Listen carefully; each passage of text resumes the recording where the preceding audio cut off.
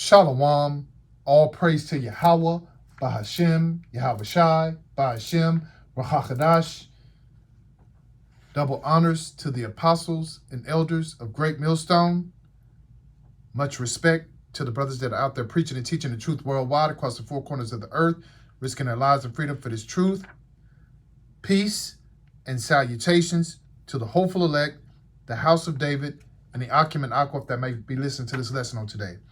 This is your brother Abad Yabah coming through with another lesson through the spirit and power of Yahweh Shem Yahushai. And the title of my lesson is Only a Remnant Will Be Saved. Now, remnant is defined as a faithful, often small, group of people who remain true to Yahweh's purposes amidst widespread sin and judgment, serving as the means by which Yahweh's plans for future salvation and preservation are carried out. Saved is defined as keep safe or rescue someone or something from harm or danger. So we know what we're talking about as those that are believers when I say a remnant, only a remnant shall be saved. It's only those that are truly believers that have faith in Yahweh Shem Yahushai and are doing the work, but not just by work only, but you have to have faith and faith first in him, Yahweh Shem Yahushai, in order to be saved. It's only going to be a small group because there's so many people that are catering their lives towards this world itself, this wicked kingdom, and are willing to do whatever it takes to be something in this world and not really caring about their relationship with Yahweh Shem Yahushai. So they're going to do whatever, they're going to be whatever, and they're going to take the chip. And then those that are also just evil at heart and wicked and just not willing to follow the law, statutes, or be concerned about being in the truth itself. They're more concerned, like I said, of being worldly and wicked, that when Yahushua comes back, they're not going to be beamed up. They're going to have to deal with this lake of fire that's going to come when this wicked kingdom is destroyed by the chariots, by the ICBM missiles, and the lasers from the chariots. Everything that's going to come forth, they're going to have to deal with and experience, while those that are truly in this truth, serving Yahweh Shem Yahushua as they should, will be saved. So without further ado, I'm going to go into my scriptures. And my first scripture is from Matthew 7:21 through 23. And it reads, it says, "Not everyone that saith unto me, Lord, Lord, shall enter into the kingdom of heaven, but he that doeth the will of my Father which is in heaven. Many will say to me in that day, Lord, Lord, have we not prophesied in thy name, and in thy name have cast out devils, and in thy name done many wonderful works? And then will I profess unto them, I never knew you, depart from me, ye that work iniquity." So understand by this scripture alone that everyone that says the names but not do the things according to what Yahweh Shem Yahushua says and really truly believe and have the faith, they're not going to make it, no matter what they say, no matter what they come with as far as reasons why they should be on those chariots. It's not going to matter, because they didn't do it for Yahweh Shem Yahushua. They did it for their own selves, or for filthy lucre, or to just be popular or held up in high standards in this world. So when it comes time for Yahushua to come back and gather up his people, they will not be in that number. So it doesn't matter if you're saying the names are the correct names now and you're not doing anything to show that you have faith in those names, or you truly believe and you truly have the sincerity behind it. then don't expect Yahushua to be fooled when he comes back. You will not be saved. He will tell you to depart from him, move out of the way, and those of those that are in that number will have to move away because they didn't truly desire to be servants or vessels utilized. They chose to do the works of wickedness. And to further prove that Yahweh Shem Yahushua is not playing when it comes to your faith, let's go quickly to Hebrews 11:6. And it reads, it says, but without faith it is impossible to please him. Him being Yahweh Shem Yahushua, for he that cometh to Yahweh must believe that he is, and that he is a rewarder of them that diligently seek him. Diligently seek him, not, every now and again, not, those that come around when they need something, but diligently. That means often. That means without fail. And you have to believe. You have to believe in him.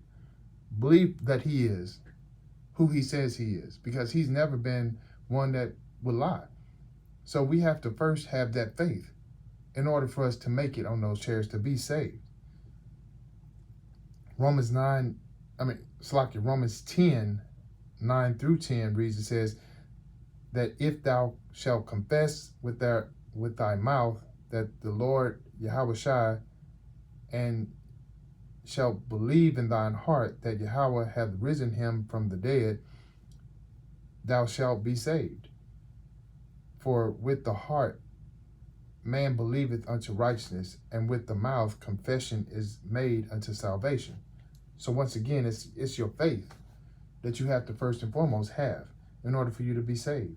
And you have to understand that this is not a storybook. This is not something that's a fairy tale. Yahweh allowed Yahushua to be that blessing unto us, to be in right standing with him, to be crucified and then brought back to life.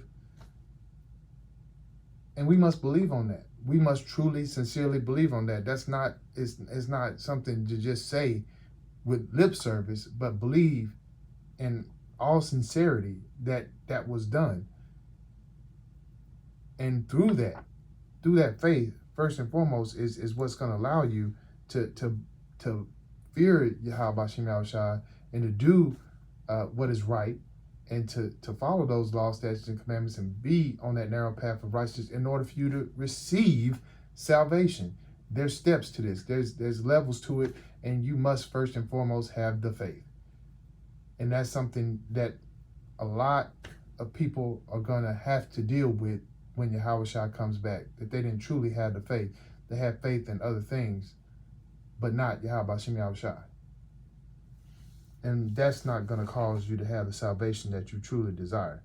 That's going to cause you to be able to experience that lake of fire from the ICBM missiles. They're going to come and rain to where it's going to be darkness instead of light. And then the chariots is going to come with destruction upon this wicked kingdom. You're going to experience that, not salvation, not be saved, not be beamed up. Romans 12:1-2 reads, it says, I beseech you therefore, brethren, by the mercies of Yahweh, that ye present your bodies a living sacrifice, wholly acceptable unto Yahweh, which is your reasonable service. And be not conformed to this world, but be ye transformed by the renewing of your mind, that ye may prove what is good and acceptable and perfect will of Yahweh. So first and foremost, we must be those vessels. We must be those living sacrifices for Yahweh Shem Yahushua, and prove that, we're willing to give up any and everything that is needed and necessary for us to do his will. Not the will of this world, to be transformed from what we were before we came into the knowledge and the wisdom of and the understanding of this truth, but to truly serve Yahweh Shem Yahushua like we should. Or else, like I said, those missiles will have names upon it for those that are not truly sincere. And you'll be embarrassed in that time because a lot of people are saying the names. A lot of people know the names. A lot of people know that they're Israelites, but they're not willing to give up the pleasures of this world, the status that they have, the things that come with this worldly kingdom and this wicked kingdom. They don't want to give up those trinkets in order to have the treasures of the kingdom.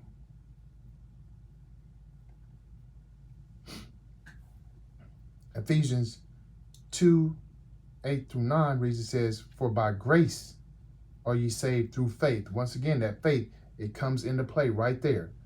And that not of yourselves, it is a gift of our Father, Yahweh, not of works, lest any man should boast. So no matter how many works, if you don't have the faith, if you don't have the true faith, if you're not sincere, then it's not going to matter. And we don't want to be in that number. We want to be in a number that is on that chariot, that is truly serving Yahweh Shem Yahshua while we have time, because we know time is winding up. There's so many things that are coming about, prophecies being fulfilled, and that we're seeing right now that time is not something that we have. So we must walk like we don't have much time. And when I say walk like we don't have much time, our actions should show that we know that Yahweh is coming back soon. And we don't have time to be playing around. We don't have time to be wasting the time that we do have. We must show now that we desire to be on those chariots.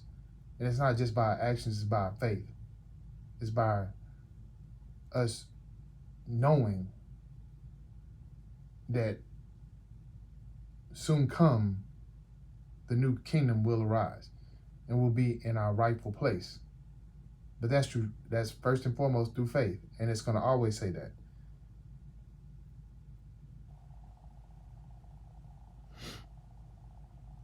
So that brings me to my final scripture, which is in Hebrews, once again, and it's Hebrews 13:6, and it reads, it says, "So that we may boldly say, the Lord is my helper, and I will not fear what man shall do unto me." So us being in right standing with Yahweh Shem Yahshua, we know that there may be martyrs. We might have to deal with some sort of situation to where things may be taken away from us. But we must understand that Yahweh Shem Yahshua is in control. And our faith in him should trump everything. It should go before everything, because we know that he doesn't make mistakes. Yahweh Shem Yahshua doesn't make mistakes. So no matter what happens, no matter what trials and tribulations might come before us, we should not let it stop, block, and hinder us from doing what we're supposed to do, and not let our faith be moved by any actions or any situations that come what may.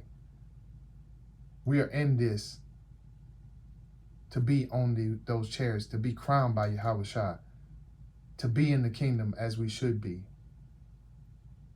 So without hesitation or reservation, whatever they try to do to us, and we know who they are, Esau, anyone else that is coming against us in order for us to get on those chariots, we should not be moved.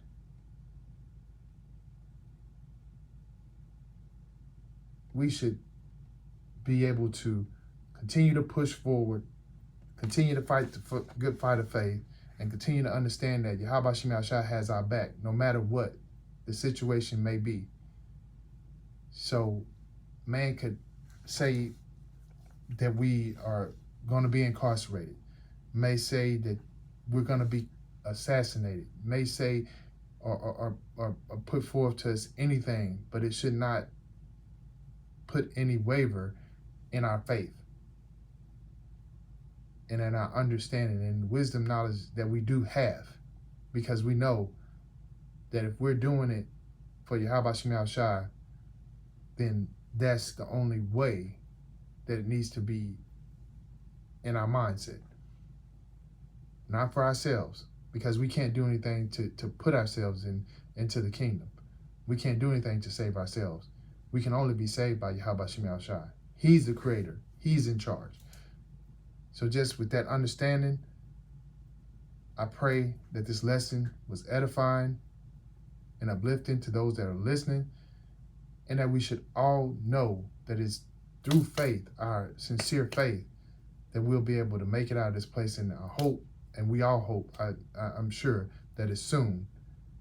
So with that being said, that's the conclusion of my lesson. And as always, I give all praise to Yahweh, by Hashem, Yahweh Shai, by Hashem, Rakakadash. Until my next lesson, Shalom.